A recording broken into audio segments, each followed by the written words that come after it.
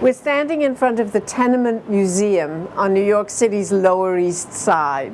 This area was home to generations of immigrants beginning in the middle of the 19th century. First the Irish, and then the Germans, and then Jews and Italians, and finally Hispanics and Chinese. This building that we're standing in front of is going to be introduced to us by Polland, who's the educational director of the Tenement Museum complex. Annie, tell us what we're going to see in this building. Sure. Good morning and welcome to the museum. So this building was built in 1863, and between 1863 and 1935, when it was open to residents, more than 7,000 people lived here.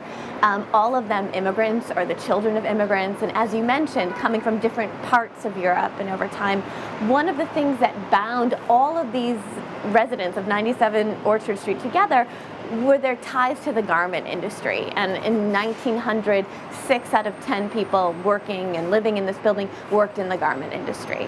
So we're going to see 2 of those families, and we're going to look at how the families made their livings and in some ways stitched together new lives. Great. Let's take a look inside. Excellent.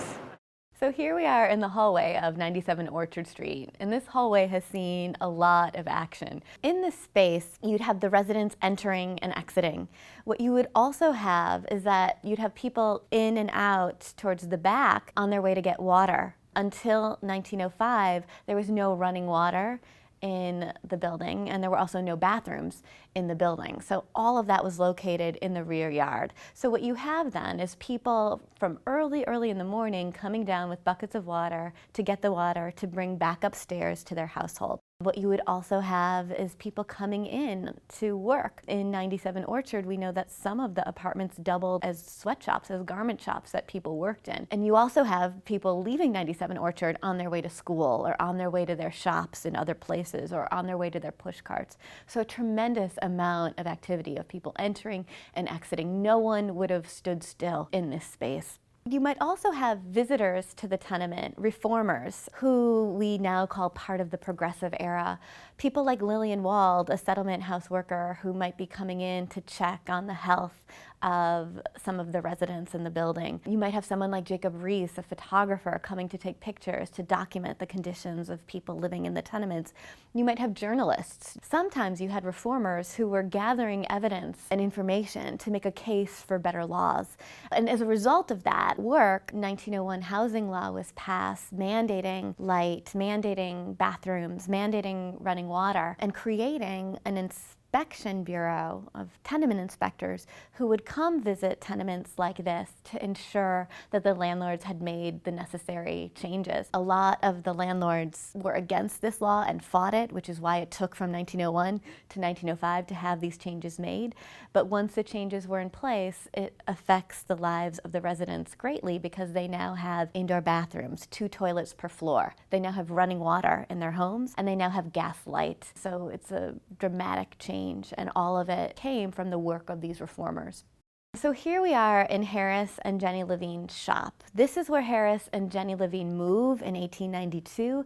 They've been in New York for maybe 2 years. They're both immigrants from Polland, Poland. We know from their descendants that they got married in Polland and basically spent their honeymoon on the ship in steerage on their way to America and to a new life. And their new life was governed by the garment industry and was shaped by the forces on the Lower East Side. So when Harris first arrived, most likely he worked for someone else, but for 2 years, Harris and Jenny saved money so that they could have their own shop. And to open up your own shop didn't require a whole lot. You needed a space, you needed a sewing machine, you needed an ironing board, and then you needed a few workers to help you do your work. Harris was a contractor who would get work from a manufacturer. Most likely a schlepper, a young boy would be bringing over a bundle of work to do, and Harris would then be responsible for transforming pieces of fabric into a dress, into a shirtwaist, into whatever the contract called for. To get this done, he needed to hire people. So he's going to hire a young girl to be a baster who would sew the garments by hand. Harris himself would operate the sewing machine, which was foot-powered, so he'd be sitting here by the window to get as much light as possible, and he'd be running the sewing machine. Then you'd have another young girl, maybe 14, 15, 16 years old, the finisher, and she would take the fabric and she would sew the sleeves on, she'd sew the lace on, she'd sew details. Finally, the garment would go to the presser who would iron it, and the presser was located right next to the stove. He needed to be next to the stove in order to get the coals for his iron. So this would repeat 14 hours a day. I think another thing to think about when we stand in these spaces is to try to imagine the anxiety that would have pulsed through a room like this as people rushed to get clothes done. We try to imagine, too, Friday afternoon, Jenny Levine standing at the doorway. She can't wait for the workers to go home because then she can reclaim the space as her own and get ready for the Jewish Sabbath, which was something that they had brought over from the old country and were trying to adapt to the tenement.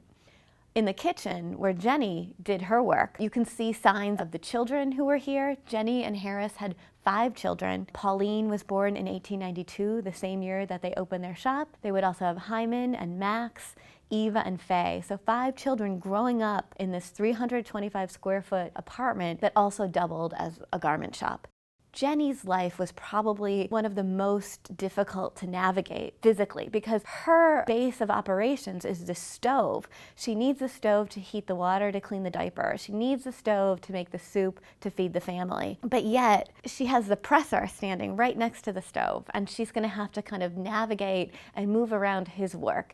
So there's all sorts of reports from oral histories and memoirs about the missus and the presser not always getting along. And you can see on the mantle Jenny's Sabbath candlesticks, and again, those were hidden behind the pots and pans during the week, but on Friday afternoon, she's able to take those off as she sets up a dining room table or eating table in the front room. Once the work of the factory has been put away, this is a time where the family is able to come together and a time in which they're trying to kind of mark out as sacred the time of the Sabbath as they're raising their family. In the bedroom, you can see Jenny's brown dress hanging up on the door post. And one thing that's kind of interesting to think about or to consider is how did Jenny feel wearing that brown dress, a very simple fabric, when she looked at this beautiful pink dress that was being made in the factory? The dresses that were often made in these tenements and the shirtwaists were not necessarily going to be worn by people who lived in the tenement districts, but rather these goods were packaged off and sent to Macy's, or maybe they were sent across the country as part of the catalogs that were growing. And so by 1910, I think about 70% of all women's clothing is coming from New York. So it's coming from places like this. But the work of these tenements and the work of these immigrants is in many ways clothing the nation. So we can't really understand the lives of middle-class people at the time, and we certainly can't understand the clothes they're wearing without thinking about these small, humble spaces. What starts to happen around 1900 is that sewing machines are made that require electricity. And as we know, the tenements don't provide electricity.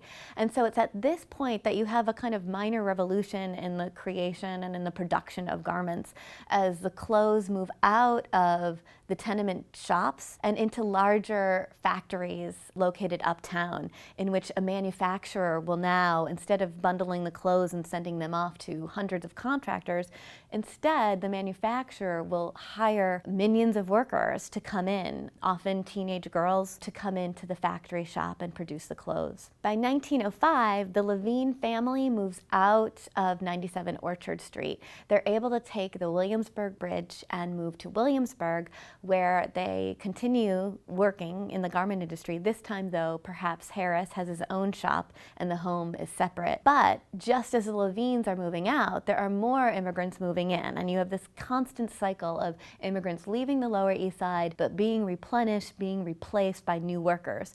Around 1901, the Rogaszewski family arrives from Telch, Lithuania. They live on Orchard Street, and around 1907 move into 97 Orchard Street. We've recreated their apartment to be around 1910, 1911, so that we can take a look at how the garment industry has changed and how families are now navigating the garment industry in slightly different ways. So Abraham and Fanny Rogaszewski move into this apartment around 1907. They have 6 children: Bessie, Ida, Morris, Sam, Henry, and Philip. 3 of their children are going to go out to work to help support the family. 3 of their children will go to school. And you can see how their apartment is set up. We're able to understand how they lived here. The parents shared the bedroom. Bessie and Ida, the teenage girls, shared this cot that's set up in the kitchen, and the 4 boys slept on this couch in the parlor. We surmise by putting their heads on the cushions of the couch and then using chairs and using crates to kind of prop up their legs and their feet. Abraham Rogoszewski worked in a shop much like Harris Levine's, but the garment industry had started to shift uptown to bigger factories. Abraham, it appears, did not want to work at one of those factories because many of those factories were open on Saturday, and he refused to work on the Sabbath. And so we don't know exactly what happens in this family, but we know, according to the 1900 census, that Abraham's been out of work for 13 weeks. So a lot of the burden of making money for this family is going to fall on the shoulders of the teenage children. And we know from the Yiddish newspapers, we know from memoir literature, that often teenage children who went to work in the garment industry, some of them were working on Saturday. So who knows what this conversation would have been like, but we try to imagine a conversation between Bessie or Ida coming home and telling Fanny, look, I found a job, it's a great job, it's going to pay $10 a week, I'm going to be in a factory with girls my age who I can gossip with and talk to, but I'm going to have to work on Saturday. If this happened, right, would Fanny have been upset about this, or would Fanny have also understood that they needed that money no matter what it meant? What we do know is that it was very common in a lot of these families for some members to work on the Sabbath, but others to adhere to the Sabbath as scrupulously as they did before. And so we've set up the Sabbath table to show Fanny maybe setting up the table. It's kind of halfway set. We have this prayer book here, which is a woman's prayer book, and many of the prayers in the prayer book actually were prayers written in Yiddish for the Sabbath candle blessings that came from Europe. But in this volume was one added for America that the prayer says, you know, God, help me support my family, help protect my family so that they do not have to work on the Sabbath. So we see how much this fear of Sabbath work has become part of even the prayers these women are saying. At any rate, what's also happening in the shops is a lot of union organizing. So Bessie and Ida, working in the shops, might have heard about people organizing, the growth of unions, the fight for better hours, the fight for better working conditions, the fight for a kind of more humane existence as a worker. And they might have gone to meetings. Maybe Bessie and Ida heard Clara Lemlich gave a speech in 1909 exhorting the workers to go on strike to fight for better conditions. And these were the years that the union was growing. What happens in 1911, as you can see from this Yiddish newspaper, the Jewish Daily Forwards, is from March 26, 1911. It's the day after the Great Triangle Shirtwaist Factory fire, in which 146 workers were killed as a fire spread through the 3 floors of a factory located near Washington Square. This, along with union activity, kind of spurs New York residents to fight for change and to clamor for change, and it's in the wake of this fire that a factory investigation commission is created to investigate factory work and to start to fight for more laws to protect the workers. And this is an incredible moment. Now, the Rogoszewski daughters did not die in this fire, thankfully. They did not, as far as we know, work in the Triangle factory, but they probably worked in a factory just like it. Bessie and Ida, of course, come home that day, but then the family has to think about the fact that they're all going to go back on Monday to a factory like that and still endure these conditions. So even though this home looks a lot bigger, it's the same square footage as the Levine apartment we saw before. But even though the factory isn't set up in this space, there's no question that the stresses of the factory are impacting the home life of the Rogoszewski family.